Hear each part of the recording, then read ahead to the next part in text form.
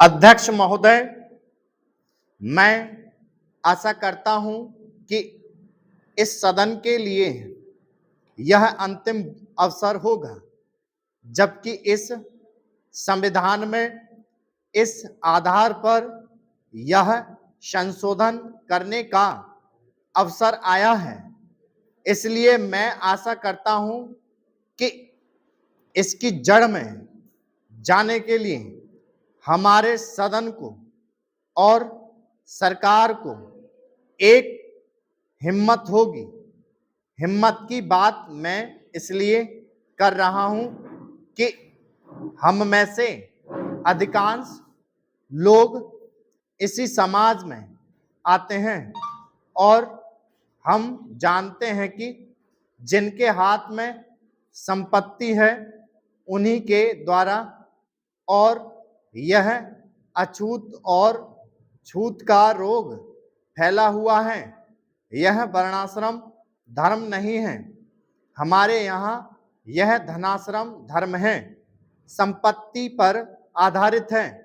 और इसके लिए मैं इतनी ही आशा कर लेता हूं कि आज अभी जो देश के विभिन्न भागों में जमीन कुछ हाथों में केंद्रित है, जब तक जमीन के एकाधिकार को हम नहीं तोड़ सकेंगे, जो कुछ लोग सैकड़ों और हजारों एकड़ रखे हुए हैं, जिनमें अधिकांश सदस्य भी इस सदन में सम्मिलित हैं, तब तक यह समस्या हल नहीं होगी।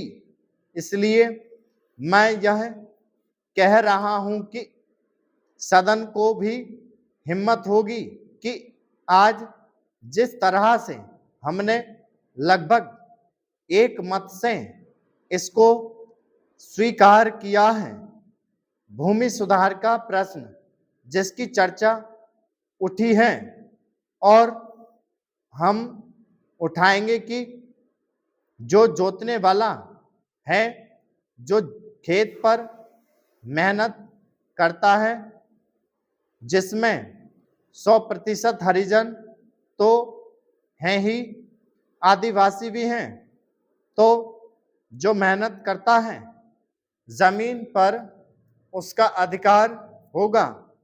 सदन को यह हिम्मत होगी कि वह इस चीज को करे। मैं आशा करता हूं, और नहीं होगी तो मैं समझता हूं कि यह हमारे लिए एक ढकोसला होगा। यही आग्रह मैं सभी लोगों से करता हूं कि भूमि के प्रश्न को सुधारे बिना अछूतोद्धार नहीं होने वाला है और ना राष्ट्रीय उत्थान होने वाला है। मैं चाहता हूं कि वह शांति से हो। इसीलिए मैं यह आग्रह कर रहा हूं, नहीं तो अशांति फूटेगी। लेकिन हम चाहते हैं कि शांति से हो, इसलिए मैं फिर आग्रह कर रहा हूं कि दल और पार्टी की दीवार तोड़कर हम इस प्रश्न को लें और राष्ट्रीय सरकार भी हिम्मत करे।